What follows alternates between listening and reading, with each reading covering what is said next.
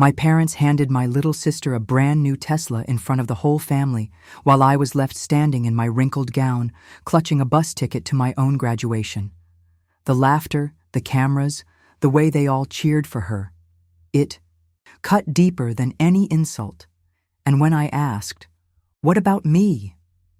my mom smirked and said, "Jessica, you don't deserve luxury. You should just be grateful you even get to go." If this already shocked you, then don't forget to hit like, share this story, and subscribe, because what happens next will leave you speechless. I swallowed my tears as everyone posed around. The car, not one person asking if I needed a ride. My father's voice echoed, "You need to learn your place.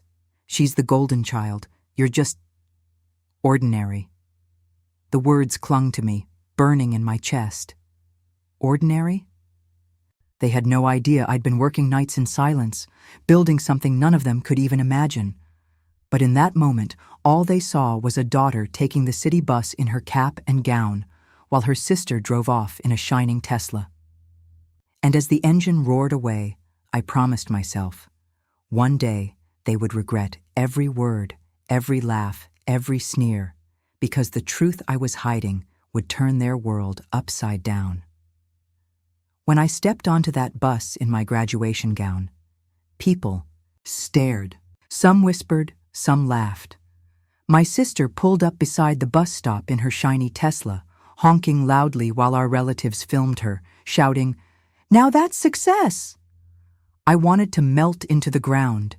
Inside the bus, the seats smelled of sweat and dust. My cap tilted sideways as I gripped my diploma folder like it was the only thing keeping me alive. The driver gave me a pitying glance, like he knew I didn't belong there. But what they didn't know was that while they celebrated my sister's flashy ride, I had been building my own empire, quietly, in silence, for years. At the graduation, the humiliation grew worse. My family gathered in the front row, bragging about my sister's car as if she was the one graduating. "Jessica should be grateful her younger sister has class," my mom told another parent, loud enough for me to hear. I clenched my fists, forcing a smile as classmates posed with their families in front of luxury cars. No one asked to take a picture with me, not even my own parents. But the truth was, while they mocked me for having nothing, I was the only one holding the keys to a future none of them could see. Months of sleepless nights, coding till sunrise, pitching my ideas to investors when everyone else thought I was wasting my life. It had finally paid off. My silent project wasn't just surviving, it was thriving. And every time I looked at that diploma, I knew it was only a piece of paper compared to what I'd already built. As the ceremony ended, my father barked, "Hurry up, Jessica. Don't embarrass us more. The bus leaves soon." He smirked as he dangled the Tesla keys in my sister's hands, as if I wasn't even part of the family. My chest burned, but I stayed silent. Because I wasn't ready yet. The moment wasn't. Here. But it was coming. And when it came, their pride, their arrogance, their laughter, it would all collapse in one shocking moment. The next morning, the humiliation still clung to me like a shadow. My sister Emily paraded her new Tesla on social media, tagging every cousin and neighbor, while I sat in my small rented apartment, scrolling through comments. "She's clearly the favorite." Poor Jessica, still taking the bus. Each word felt like a dagger, but instead of breaking me, it fueled the fire I had been holding back for years. What my family didn't know was that during every insult, every moment they dismissed me, I had been building something behind the scenes. I didn't party, I didn't waste money. I invested, I studied, I worked through nights while others slept. At 22, I had already founded a small software company. At first, people laughed. Even my professor said, "Jessica, be realistic. No one's going to buy this." But then the first contract came in, then another, and before long, I had clients across 3 states. I kept it hidden on purpose. I wanted to see how far their cruelty would go before I revealed the truth. And graduation day, had given me my answer. They saw me as worthless. That was my signal. Later that week, my parents hosted a dinner at our house to celebrate Emily's achievements. Achievements that weren't hers, but mine. She hadn't lifted a finger. She was simply handed everything. The living room buzzed with relatives. Plates of steak and wine glasses clinked, while my mother boasted loudly, "Emily will never have to struggle, unlike Jessica." Everyone laughed, and I stood there smiling faintly, clutching my bag. Inside that bag wasn't just my phone or lipstick. It was the folder containing the contracts that had made me a millionaire. I hadn't told anyone, not even my closest friend. And as I stood there watching my family toast to my sister's car, I realized the stage was being set perfectly. They thought they were humiliating me, but in reality, they were handing me the microphone for the biggest reveal of their lives. Just then, my father raised his glass and said, "To Emily, the true success of our family, unlike Jessica, who will probably beg us for help one day." The crowd roared with laughter. My face burned, but inside I felt calm, because they had no idea I already owned something that would make their heads spin, and in that moment, I knew it was time to speak. Stood up slowly, my chair screeching against the floor. Every eye in the room turned toward me, expecting me to shrink back into silence like always. My father chuckled, swirling the wine in his glass. "What is it now, Jessica? Don't tell me you want a toast too. You didn't earn one."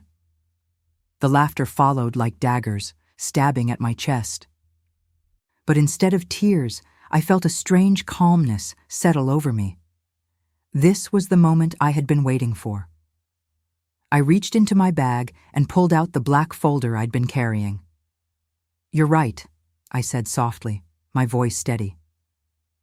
"I didn't earn a Tesla. I earned something else." My sister rolled her eyes. "Here we go again. Are you about to brag about your bus pass?"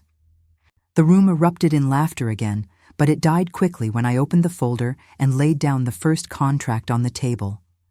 The company logo glared back at them in bold letters, a tech giant everyone in the room recognized. My uncle squinted, leaning closer. "Wait, this is real?" I smiled faintly. "That's just one of many. While you all were busy mocking me, I was building a company. That company now has contracts worth more than this house, more than your cars, more than everything you see here tonight." The room froze. Emily's glass slipped from her hand, crashing to the floor. My mother blinked, her mouth opening and closing without words. "Jessica, what is this nonsense?" my father barked, but I could see the flicker of doubt in his eyes. He knew those logos. He knew the names on those documents. I leaned forward, locking eyes with him. "You wanted to toast the true success of this family? Then raise your glass to me. Because every time you mocked me, every time you dismissed me, I was quietly surpassing all of you. And tonight, you're standing in the same room as the youngest millionaire this family has ever seen." Gasps spread across the room. Some cousins stared in disbelief. Others whispered furiously. My aunt clutched her husband's arm, whispering, "She's not lying. I saw this company on the news last week." My father's face turned crimson, his proud smirk gone, replaced with rage he couldn't hide. But before he could speak, I slid another paper across the table, one that carried not just numbers, but ownership. "And if you think this is impressive, wait until you see what I bought last month." Their jaws tightened as they leaned in. I wasn't done. I had saved the biggest bombshell for last, Dars. My father snatched the last paper from the table, his hands trembling as his eyes darted across the page, his face drained of color. "No, this can't be right," he muttered. My mother leaned over his shoulder, reading aloud without meaning to. "Property deed. Oakwood Estates." Her voice cracked. That was the luxury neighborhood where half our relatives lived, including my parents. I folded my arms and looked around the room, meeting every shocked gaze. Yes, I said, my voice sharp but calm. The house you're living in right now, the one you've always bragged about, it doesn't belong to you anymore. You sold it when you were desperate for money, and the company that bought it was mine. The silence was deafening. My sister's lips trembled.